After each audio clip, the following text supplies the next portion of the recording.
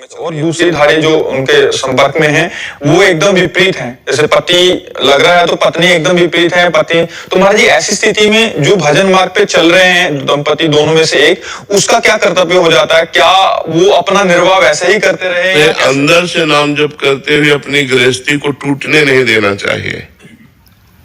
भक्ति जोड़ती है ना कि छोड़ती है। जैसे आप हमसे जुड़ रहे हैं, हम आपको भगवान से जोड़ रहे हैं, आप चार को और भगवान से जोड़ रहे हैं। भक्ति सबको सुख प्रदान करना चाहती है। अब जैसे पत्नी है, उसे पता है मेरे पति को भक्ति से चिढ़ है, तो हमें चाहिए कि अंदर से राधा राधा जपना चाहिए और पति की अनुकूल सेवा करके गृहस्थी को बचाए रखना है, गृहस्थी को धर्म से युक्त रखना है, संबंध विच्छेद ना होने पावे।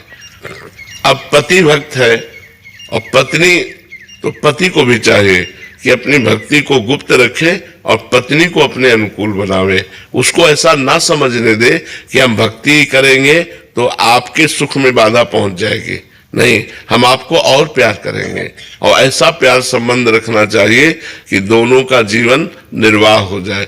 क्योंकि अगर संबंध विच्छेद हो जाता है तो आपकी भक्ति में फर्क पड़ जाएगा, चाहे आप पत्नी हो चाहे पति हो। क्योंकि मन एक है ना, जब वो मन देखेगा हमारा संबंध विच्छेद हो गया तो फिर मन भक्ति में नहीं टिकेगा। इसलिए हमें चाहिए कि दोनों का प्यार में जीवन बना रहे। अगर हम बाहरी भक्ति के चिन्ह न धारण करें और प्यार भरा जीवन बन रहा है और अंदर हम क्या जप रहे हैं क्या जाने, अंदर हमारे क्या चल रहा है किसी का अंदर का तो कोई जिम्मेवार है नहीं।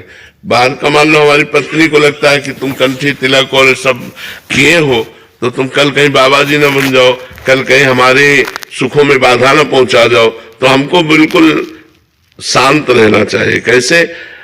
बिना रज में जल डाले ऐसे रथ से कर लो तो तिलक हो गया।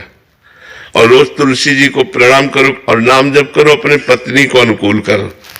पत्नी में भी भगवान है, गृहस्थी न टूटने पाए। ये हमारी दंपतियों से प्रार्थना है कि आप अपनी भक्ति को ऐसा गुप्त रखें जिससे एक दूसरे को चिढ़ न पैदा हो, एक दूसरे का संबंध विच्छेद न हो और आपका जीवन आनंदमय गृहस्थी से चले।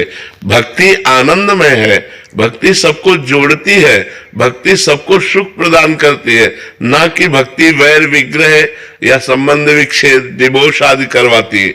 ये नहीं, डिवोर्स होने से भक्ति में कलंक लग जाएगा। भक्ति तो डिवोर्स होने से बचाती है। हमें लगता है बहुत सावधान रहना चाहिए। कभी ऐसी ज्यादा हठ पूर्वक कि पत्नी हो, आप ठाकुर जी विराजमान कर ली, पति को पसंद नहीं, आप दिन भर पूजा में लगी पत्नी, तो ये नहीं करना है। हम अंदर से राधा राधा जपेंगे और जब पति नहीं होगा तब सत्संग सुन लेंगे मोबाइल से और चुपचाप कभी साल दो साल में पति को अनुकूल करके वृंदावन आ जाएंगे, नहीं तो अपना हम पति की सेवा में रहेंगे। ऐसे रहना चाहिए, ऐसे पति को भी करना चाहिए, संबंध विच्छेद नहीं करना चाहिए। हाँ, अंदर की भक्ति को देखो, अंदर अंदर रावण की लंका में रह करके विभीषण जी ने भक्ति कर ली कि नहीं कर ली? कोई तिलक नहीं लगाते थे, कोई बाहरी ऐसा नहीं करते थे, नहीं तो कैसे कर पाते राक्षसों के बीच में? पर अंदर राम राम राम राम राम, उसी से भगवान की शरणागति प्राप्त हो गई। तो अंदर की हमारी भक्ति पुष्ट होनी चाहिए, अंदर अंदर हम खूब नाम जप करें। अगर हमारे पति पत्नी में धर्म युक्त प्यार बना रहे तो हमारी भक्ति जय को प्राप्त हो रही है। अगर हमारी पति पत्नी में संबंध विच्छेद हो रहा है तो ये हमारी भक्ति हार गई, हमारी भक्ति हार गई, पक्का समझो। हाँ, अब यहां दूसरी बात है, अगर पति व्यभिचारी है, पर स्त्रियों से व्यभिचार करता है, तो फिर अगर पत्नी व्यभिचारी है तो फिर दूसरा कानून लागू हो जाएगा, फिर त्याग देना चाहिए, फिर संबंध विच्छेद कर देना चाहिए।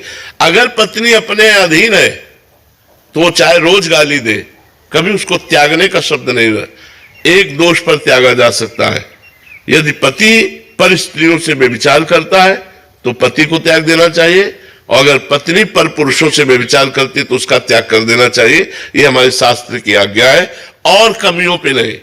लेकिन यदि वो व्यभिचारी है तो कितना भी सुंदर और धनी हो उसका त्याग कर देना चाहिए। अगर वो व्यभिचारिणी है तो कितनी भी सुंदर और कितना व्यवहार अच्छा दिखाने वाली हो उसका त्याग कर देना चाहिए, नहीं तो जीवन संकट में पड़ जाएगा, धर्म संकट में पड़ जाएगा, ऐसा शास्त्र आज्ञा है। सौरभ मीना जी।